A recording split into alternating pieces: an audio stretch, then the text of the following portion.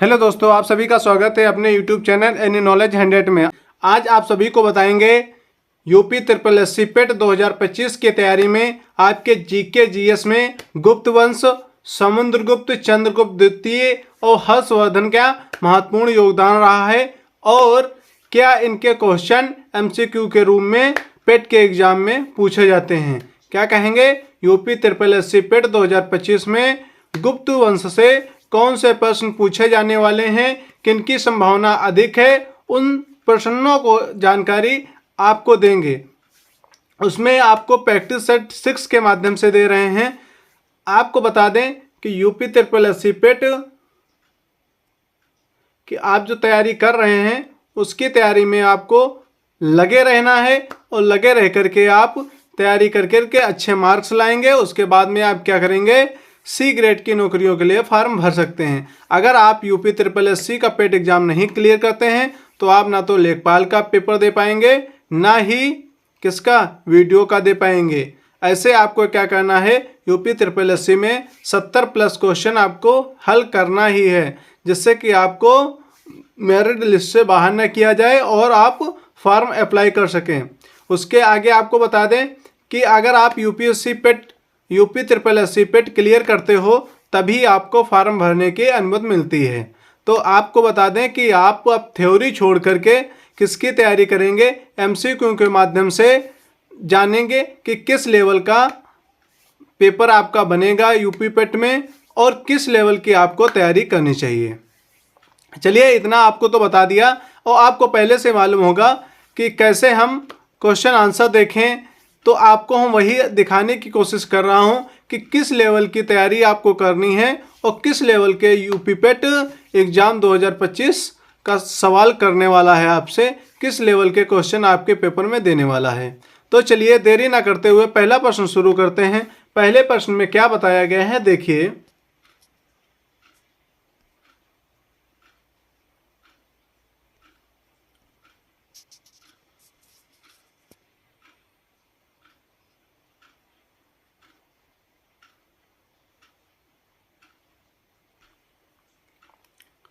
देखिए, निम्नलिखित में से किस शासक के दरबारी कवि हर्षेण थे।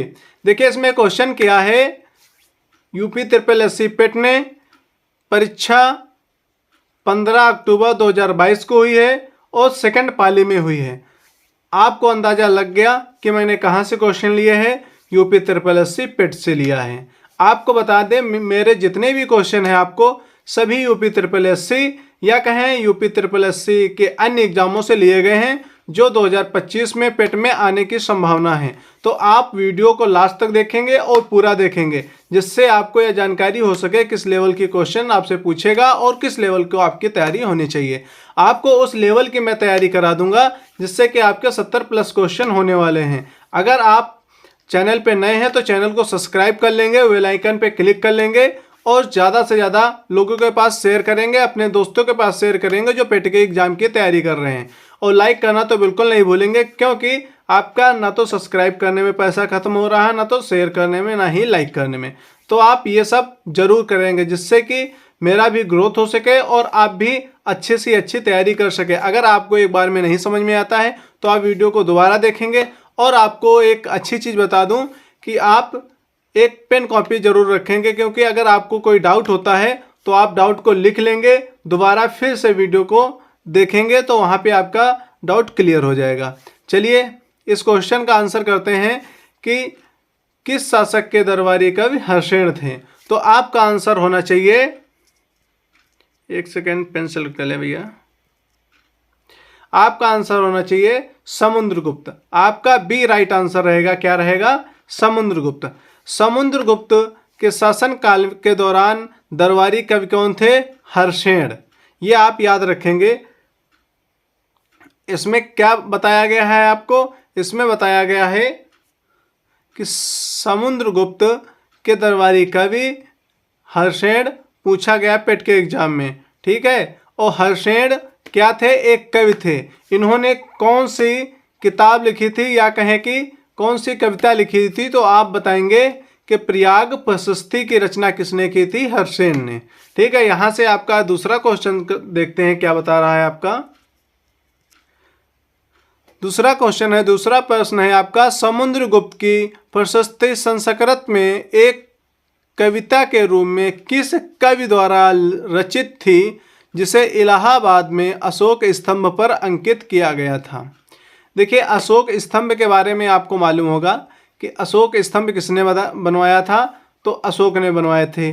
और उस पे क्या कविता का लिखावट की गई थी, कविता उस पे लिखी गई थी, तो उसने किसने रचित किया था। तो आपको आंसर होना चाहिए कि प्रयाग प्रशस्ति किसकी रचना है, तो आप आंसर में बताएंगे हर्षेण की।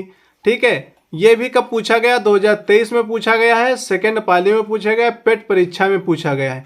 तो आप याद रखेंगे, पेट में किससे, गुप्त वंश से काफ़ी क्वेश्चन पूछे गए हैं, तो आप इसे जरूर देखेंगे। और मैं आपको इस लेवल की तैयारी कराऊंगा कि आप 70 से 80 प्लस क्वेश्चन हल करके आएंगे। और आपको बात बता दूं कि मैं जो क्वेश्चन कराने की मेरी जो ट्रिक है वो एक टॉपिक वाइज है। मैंने आज क्लियर किया गुप्त वंश, कल इसके आगे आपको बताएंगे राजपूत काल। ऐसे ही आगे बढ़ते बढ़ते आपको बिल्कुल 30 दिन में आपका सितंबर फर्स्ट वीक में पेपर होने वाला है। तो आपको तब तक मैं इतनी अच्छे से तैयारी कराऊंगा जिससे कि आप बहुत अच्छे लेवल की तैयारी कर सकें। और आपको बता दूं, आप परेशान हो रहे होंगे मैथ और रीजनिंग से। आप ये मत समझिए आपसे चाहे मैथ में क्वेश्चन आ जाए, चाहे रीजनिंग का किसी भी प्रकार का क्वेश्चन आ जाए, आप हल करके आएंगे, क्योंकि आपको ऐसी बेहतर ट्रिक और सॉल्यूशन दूंगा जिससे कि आप बहुत अच्छी तरीके से कर पाएंगे। चलिए, इसका क्वेश्चन आपका आंसर हो गया हर्षेण। देखिए, समुद्रगुप्त की प्रशस्ति जो थी हर्षेण ने लिखी थी। किसने लिखी थी, हर्षेण ने। समुद्रगुप्त की विस्तृत जानकारी किसमें मिलती है, प्रयाग प्रशस्ति में मिलती है। ठीक है, अब आपको बता दें समुद्रगुप्त के दरबारी कवि कौन थे, हर्षेण। ये भी आप याद रखेंगे। आगे के क्वेश्चन में देखिए क्या है, तीसरा प्रश्न आपका क्या है, खगोलविद वारामिहिर और कवि कालिदास किसके दरबार का हिस्सा थे। समझिए, खगोलविद वारामिहिर और कवि कालिदास किसके दरबार का हिस्सा थे। राइट आंसर आपका क्या होगा इसमें, राइट आंसर होगा आपका विक्रमादित्य। विक्रमादित्य कौन थे, तो आपको मालूम होना चाहिए चंद्रगुप्त द्वितीय थे। चंद्रगुप्त द्वितीय को की उपाधि क्या थी, विक्रमादित्य। अगर आपको यहाँ पे चंद्रगुप्त द्वितीय दे देता तब भी आंसर वही करते। अगर यहाँ पे विक्रमादित्य दिया है तो आप क्या करेंगे, विक्रमादित्य पे आंसर करेंगे। क्यों करेंगे, क्योंकि चंद्रगुप्त द्वितीय की ही क्या है, चंद्रगुप्त द्वितीय की ही क्या है, उपाधि है विक्रमादित्य। ये आप याद रखेंगे। ठीक है, अब आपको बता दें चंद्रगुप्त द्वितीय जो थे वारामिहिर, ये नवरत्नों में से एक थे। कौन नवरत्न कौन से थे, नवरत्न थे चंद्रगुप्त के दरबार में। नवरत्न में कवि थे, चिकित्सक थे, काफ़ी अन्य अधिकारी वो थे। ठीक है, चंद्रगुप्त के दरबार में। तो आप इसमें जो वारामिहिर हैं और कवि कालिदास किसके दरबार का हिस्सा थे, चंद्रगुप्त द्वितीय के। चंद्रगुप्त द्वितीय में नवरत्नों का उल्लेख है। नवरत्न कौन कौन से थे उनका नाम आपको याद होना चाहिए, क्योंकि पेपर में पूछ देगा तो आप बता नहीं पाओगे। इसलिए आपकी जानकारी बहुत ही जरूरी है। ये कब पूछा गया क्वेश्चन है, युवा कल्याण एवं विकास दल परीक्षा 2018 में पूछा हुआ क्वेश्चन, सेकंड पाली में। किसके द्वारा पूछा गया, यूपी ट्रिपल एससी द्वारा। तो आप याद रखेंगे यूपी ट्रिपल एससी से बहुत सारे क्वेश्चन हैं जो आपको पढ़ना बहुत ही जरूरी है, क्योंकि पेट एग्जाम में आ भी सकते हैं। ये आप याद रखेंगे।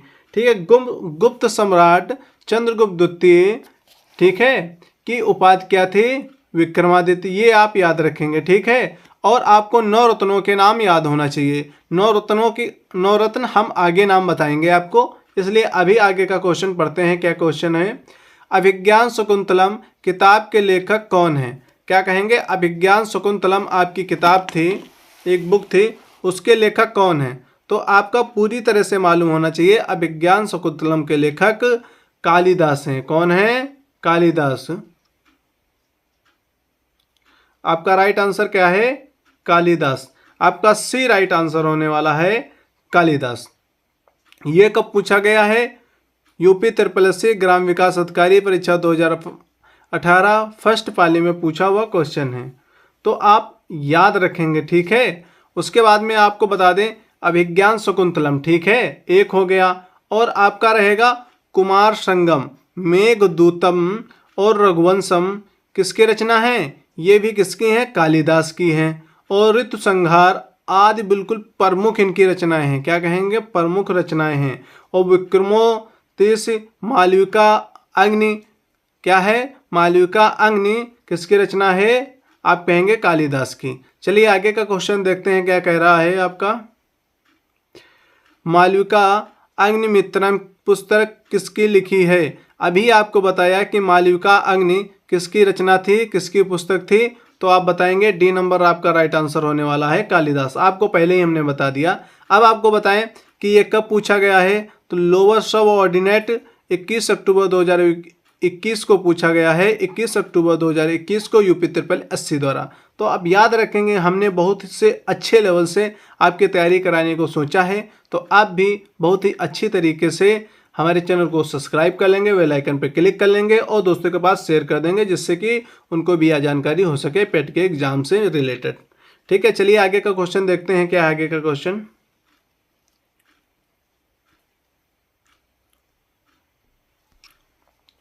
गुप्त काल की प्रसिद्ध महिला शासक कौन थी? क्या कहेंगे? गुप्त काल की प्रसिद्ध महिला शासक कौन थे?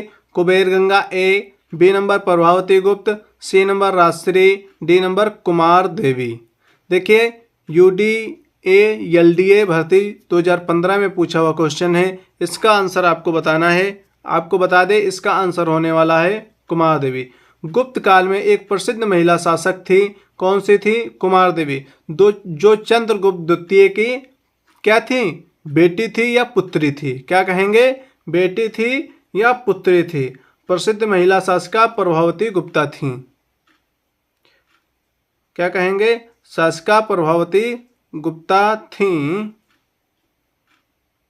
एक सेकेंड,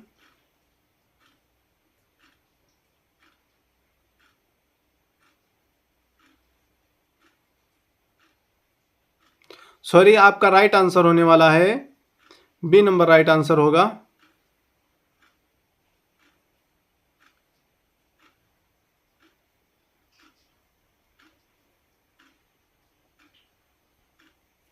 आपका राइट आंसर होने वाला है प्रभावती गुप्ता। प्रभावती गुप्ता किसकी पुत्री थी? तो आप बताएंगे चंद्रगुप्त द्वितीय की पुत्री थी। किसकी? चंद्रगुप्त द्वितीय की पुत्री थी। वकाटक के राजा थे नरेंद्र रुद्रसेन। क्या कहेंगे? नरेंद्र रुद्रसेन। उनकी पत्नी कौन थी? प्रभावती गुप्ता। क्या कहेंगे? प्रभावती गुप्त। ठीक है, उसके बाद में शासन कार्यों का संचालन कैसे इन्होंने किया था? संरक्षिका के रूप में। क्या कहेंगे? संरक्षिका के रूप में शासन का संचालन किया था गुप्त साम्राज्य का। तो आप ये भी याद रखेंगे। इसके आगे का क्वेश्चन देखिए क्या है आपका। 7वां प्रश्न है, चंद्रगुप्त मौर्य के इस प्रसिद्ध राजनीति के सलाहकार को निम्नलिखित सभी नामों से जाना जाता था इसके अलावा। देखिए आपका क्वेश्चन कहने वाला है कि एक चंद्रगुप्त मौर्य के प्रसिद्ध राजनीतिक सलाहकार थे, उनके क्या क्या नाम थे, ये उसने क्वेश्चन में बता रखा है। और पूछा क्या है, इसके अलावा और कौन सा नाम है जो मेल नहीं खाता है। तो आपको बता दें कि आपका आंसर क्या होने वाला है, चाणक्य, विष्णुगुप्त, कौटिल्य। ये तीनों नाम एक ही व्यक्ति के थे, जिसको प्रधानमंत्री गुप्त काल में या गुप्त वंश में प्रधानमंत्री के नाम से जाना जाता था। क्या कहेंगे? प्रधानमंत्री की उपाधि दे रखी गई थी। किसे? चाणक्य को। चाणक्य को ही विष्णुगुप्त कहते थे और कौटिल्य भी कहते थे। एक आपका नाम बचा समुद्रगुप्त। समुद्रगुप्त जो था आपका, क्या कहेंगे? समुद्रगुप्त गुप्त काल का तृतीय शासक था। क्या कहेंगे? तृतीय शासक था। 2 शासक पहले समुद्रगुप्त के निकल चुके थे।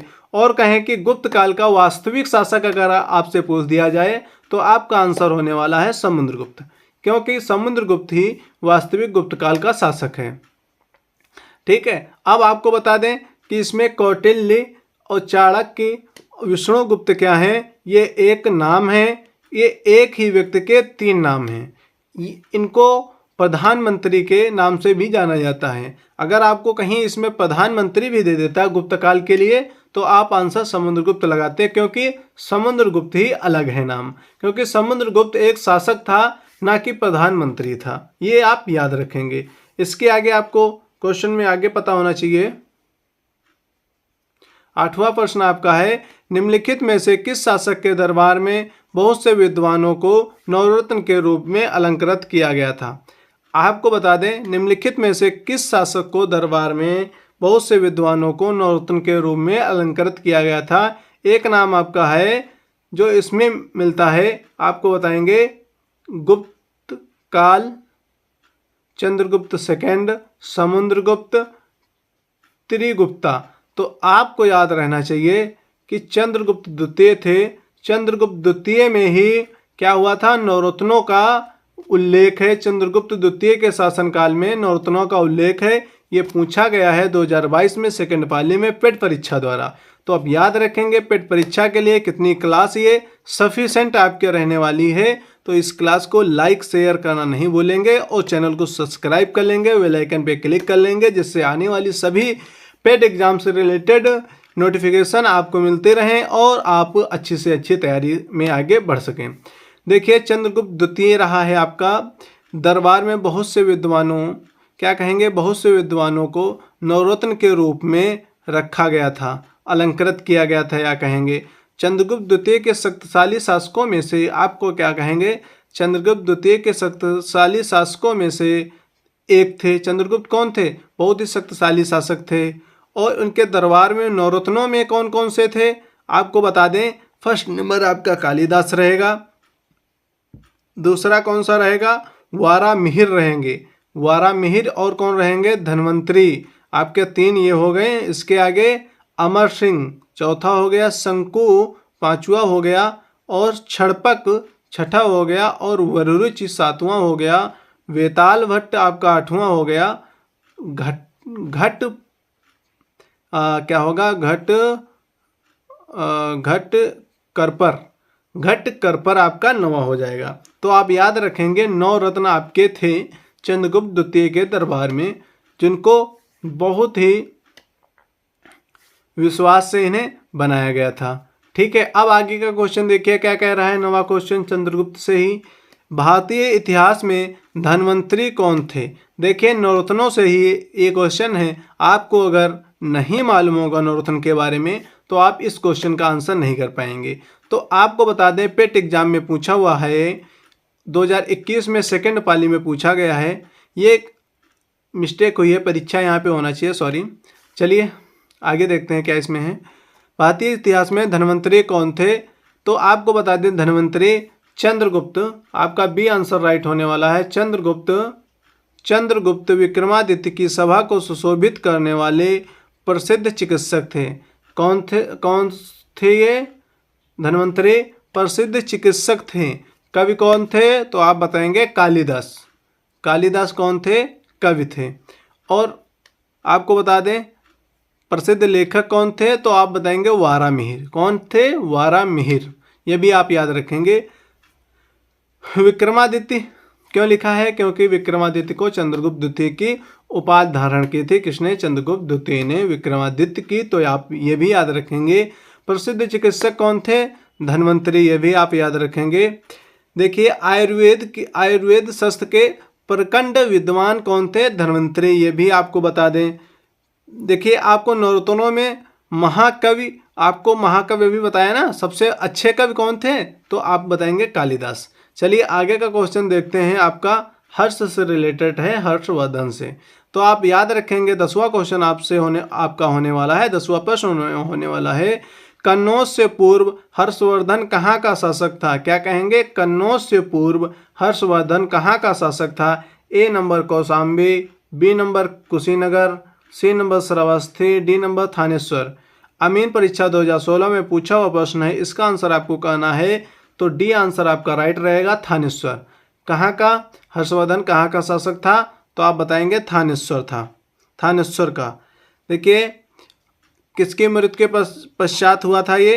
राज्यवर्धन की मृत्यु के पश्चात हर्षवर्धन 606 में कब बैठा था? 606 में शासन पर बैठा था, जिसकी राजधानी थानेश्वर थी। ये आप याद रखेंगे, ठीक है। इसके आगे का देखिए हर्षवर्धन को ही आप बता दें कि हर्षवर्धन के शासनकाल में ही एक चीनी यात्री था ह्वेनसांग। कौन था? ह्वेनसांग, जो भारत आया था। कौन आया था? चीनी यात्री ह्वेनसांग भारत आया था, ठीक है। आप याद रखेंगे हर्षवर्धन के शासनकाल में ही। आगे का क्वेश्चन देखिए क्या है। हर्षवर्धन ने 5 इंडीज को अपने नियंत्रण में लिया, इनमें से कौन सा 5 इंडीज थे? अब आपको ये ग्राम विकास अधिकारी 2018 में थर्ड फाली में पूछा हुआ क्वेश्चन है यूपी SSS द्वारा। तो आपका आंसर इसमें क्या होगा? बी राइट आंसर होगा। पंजाब, कन्नौज, बंगाल, बिहार और उड़ीसा। देखिए पंजाब, कन्नौज, बंगाल, बिहार और उड़ीसा। आपको बता दें 5 इंडीज, हर्षवर्धन ने 5 इंडीज बताया था, जिसमें पंजाब था, कन्नौज था, बंगाल था, बिहार था और उड़ीसा था। हर्षवर्धन को बादामी चालुक्य राजा कौन कहेंगे? चालुक्य वंशी शासक पुलकेशिन द्वितीय से पराजित होना पड़ा था या हार गए थे। क्या हुए थे? हर्षवर्धन किससे हारे थे? तो पुलकेशिन सेकंड से हारे थे। किससे हारे थे? पुलकेशिन सेकंड से हारे थे। और आपको बता दें कि पुलकेशिन द्वितीय के ही हारने के बाद क्या कहेंगे? हर्ष की मृत्यु हो गई थी। क्या हुई थी? हर्ष की मृत्यु हुई थी। ये भी आप याद रखेंगे। इसके आगे का क्वेश्चन देखिए 12 नंबर क्या है। कादम्बरी के लेखक कौन थे? कालिदास, ए, बी कौटिल्य, सी हर्ष, डी बाण। देखिए यूपी SSS जूनियर इंजीनियर तकनीक परीक्षा 2016 में पूछा हुआ क्वेश्चन है। आपको आंसर याद होना चाहिए, क्योंकि आप किसकी तैयारी कर रहे हैं? यूपी SSS पेट की। अगर आपको ये सब चीज़ें नहीं मालूम है, किस लेवल का क्वेश्चन आता है, तो आपकी क्या कहेंगे? आपकी तैयारी जीरो है। क्योंकि आपको अगर लेवल की जानकारी नहीं है तो आपका क्या है? एग्ज़ाम की तैयारी बिल्कुल जीरो है। इसलिए आप क्या करेंगे? चैनल को सब्सक्राइब जरूर कर लेंगे एक बार, जिससे आपको लेवल की जानकारी हो सके और अच्छा सा अच्छा स्कोर कर सकें। देखिए कादम्बरी के लेखक आपको याद होना चाहिए, तो बाण थे। क्या कहेंगे? बाण भट्ट। कादम्बरी के लेखक कौन है? बाण भट्ट। आपका डी राइट आंसर होने वाला है, बाण भट्ट। कादम्बरी संस्कृत साहित्य का एक महत्वपूर्ण ग्रंथ है। क्या कहेंगे? संस्कृत साहित्य का एक महत्वपूर्ण ग्रंथ है, जिसकी रचना संस्कृत में कवि या कहें एक गद्य लेखक बाणभट्ट ने की थी। क्या कहेंगे? बाणभट्ट ने।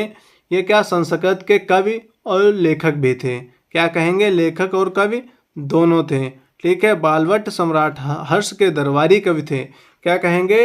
ये दरबारी कवि थे। कौन? बाणभट्ट। कौन? बाणभट्ट। किसके? हर्षवर्धन के। हर्षवर्धन के। हर्षवर्धन के दरबारी कवि कौन थे? तो आप बताएंगे हर्षवर्धन। और किसकी मृत्यु के पश्चात हर्षवर्धन गद्दी पर बैठे? तो राज्यवर्धन के। कब बैठे? 606 ईसा पूर्व में। यह भी आप याद रखेंगे। देखिए आगे क्या इसमें है क्वेश्चन आपका। बाणभट्ट, ठीक है। बाणभट्ट की हर्षचरित एक रचना है बाणभट्ट की। क्या कहेंगे? बाणभट्ट की एक हर्षचरित रचना है, जो हर्ष के शासन काल के बारे में विस्तृत जानकारी मिलती है। क्या कहेंगे? विस्तृत जानकारी आपको पढ़नी है हर्षवर्धन की, तो आप कौन सी पुस्तक पढ़ेंगे? हर्षचरित पढ़ेंगे, ठीक है। आगे का क्वेश्चन देखिए। हर्षवर्धन के शासनकाल के दौरान निम्नलिखित में से कौन सी नई राजधानी थी जो थानेश्वर से स्थानांतरित हुई थी? पेट परीक्षा 2022 में फर्स्ट पाली में पूछा हुआ 16 अक्टूबर को पूछा गया है, तो आप याद रखेंगे। आपको किस लेवल की तैयारी करनी है, इसलिए चैनल को सब्सक्राइब जरूर कर लेंगे। आपको बताएंगे इसमें ए नंबर आपका Kannauj, B number Pataliputra, C number Magadh, D number Kurukshetra. तो आपका क्या कहेंगे? हर्षवर्धन की पहली राजधानी क्या थी?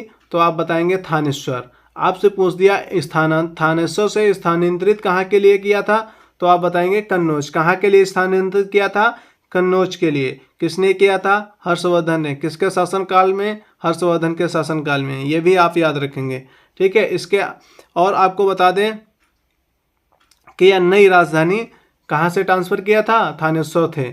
इसकी पुरानी राजधानी कौन सी थी? थानेश्वर। नई राजधानी कन्नौज। ये भी आप याद रखेंगे। आगे का क्वेश्चन देखिए क्या है। 14वां क्वेश्चन आपका है, लास्ट क्वेश्चन है, निम्नलिखित में से कौन सी हर्षवर्धन की पहली राजधानी थी? क्या कहेंगे? निम्नलिखित में से कौन सी हर्षवर्धन की पहली राजधानी थी? तो अभी बताया ना, अगर पुरानी पूछ दे, पहली पूछ दे, तो आपका राइट आंसर क्या होने वाला है? थानेश्वर। क्या कहेंगे? थानेश्वर होने वाला है आपका राइट आंसर, थानेश्वर। बी आपका राइट आंसर होने वाला है। अगर थानेश्वर ऐसे भी लिख देता है तो आप क्या करेंगे? वही राइट आंसर करेंगे, क्योंकि आपको कहीं पर भी इधर उधर क्वेश्चन कर दिया, कोई भी स्पेलिंग मिस्टेक है तो आप उस क्वेश्चन को गलत नहीं साबित कर सकते हैं, ना आंसर को साबित कर सकते हैं। इसलिए आप क्या करेंगे? वही आंसर करेंगे। ठीक है। आपको बता दें कि आपने इतना पढ़ लिया, इतना पढ़ने के बाद में आपको ये अंदाज़ा लग गया होगा कि किस लेवल की तैयारी कौन कराता है। सुरेश सर किस लेवल की तैयारी करा रहे हैं आपको? यूपी पेट परीक्षा 2025 के लिए। 2025 की तैयारी के लिए आपको क्या क्या पढ़ा रहे हैं? आपको टॉपिक वाइज एमसीक्यू लेकर आ रहे हैं, और क्या लेकर आ रहे हैं? और आपको एमसीक्यू के माध्यम से ही जो भी उससे रिलेटेड क्वेश्चन आपके होने वाले हैं वो भी सॉल्व करा रहे हैं। और आपको बता दें क्या करा रहे हैं, और आपको रोज डेली एक पर डे सेशन दे रहे हैं। किसका? एमसीक्यू क्वेश्चन का। तो आपको कैसे याद होना चाहिए? आपको फर्स्ट नंबर पे जाना है। आपको बता दें आपको कैसे याद होना चाहिए कि आप बिल्कुल परफेक्ट तरीके से आप पढ़ पाएँ। देखिए आपको बता दें कि आपको इस तरह से याद होना चाहिए। गुप्त वंश, अब बताएंगे आप गुप्त वंश। गुप्त वंश में समुद्रगुप्त, चंद्रगुप्त द्वितीय, हर्षवर्धन, यही आपके पेट के एग्जाम में पूछे जाएंगे। तो आपको बता दें समुद्रगुप्त के बारे में आपको पूरी जानकारी होनी चाहिए। समुद्रगुप्त कौन थे? ठीक है। चंद्रगुप्त कौन थे? किसकी उपाधि धारण की थी? हर्षवर्धन कौन थे? क्या क्या कार्य किए थे? ये सब आपको याद होना चाहिए। जैसे हर्षवर्धन ने क्या किया? थानेश्वर से राजधानी कहाँ ट्रांसफ़र की? तो आप कहेंगे कन्नौज के लिए। अगर चंद्रगुप्त द्वितीय की उपाधि पूछ दी जाए तो आप क्या बताएंगे? विक्रमादित्य उपाधि थी। और आपके समुद्रगुप्त के लिए आपको बता दें, समुद्रगुप्त का दरबारी कभी आपसे पूछ दिया जाए तो आप क्या बताएंगे? हर्षेण। हर्षेण ने कौन सी पुस्तक लिखी थी? तो आप बताएंगे प्रयाग प्रशस्ति। प्रयाग प्रशस्ति में क्या विस्तृत है? तो समुद्रगुप्त के शासनकाल के बारे में विस्तृत है। यह भी आप याद रखेंगे। और प्रयाग प्रशस्ति जो लिखित है, किस भाषा में लिखी गई कविता है? तो आप याद करेंगे कि संस्कृत भाषा में लिखी हुई कविता है। ऐसे आपको क्वेश्चन को रिकॉल करना है। रिकॉल करने के बाद में आपको सारे क्वेश्चन जब याद हो जाएंगे, अगर नहीं आपके समझ में आता है तो वीडियो को दोबारा देखेंगे, जिससे कि आपको अच्छे से अच्छी जानकारी हो सके। और आपसे एक ही निवेदन है सभी से कि वीडियो को ज़्यादा से ज़्यादा दोस्तों के पास शेयर करिए, और चैनल को सब्सक्राइब करके बेल आइकन पर क्लिक कर लीजिए, और वीडियो को लाइक करना तो बिल्कुल ना भूलें, जिससे आपकी अच्छी से अच्छी तैयारी मैं करा सकूं। और आपको बता दें कि मैं इस 30 दिन में आपको लगातार एक सेशन देने वाला हूं, और अभी तो मैं एक दे रहा हूं, इसके बाद में आपको लाइव में आकर के भी पढ़ाऊँगा, क्योंकि लाइव में आने का अलग ही आपको तजुर्बा रहेगा। और लाइव में कैसे हम पढ़ाएंगे, एक डिजिटल बोर्ड के माध्यम से, ये भी आप देखेंगे। चलिए आज का सेशन समाप्त करते हैं। आप सभी को नमस्कार, जय हिंद, जय भारत। आज के लिए इतना ही रखते हैं। सभी दोस्तों को आज के लिए थैंक यू सेशन में आने के लिए।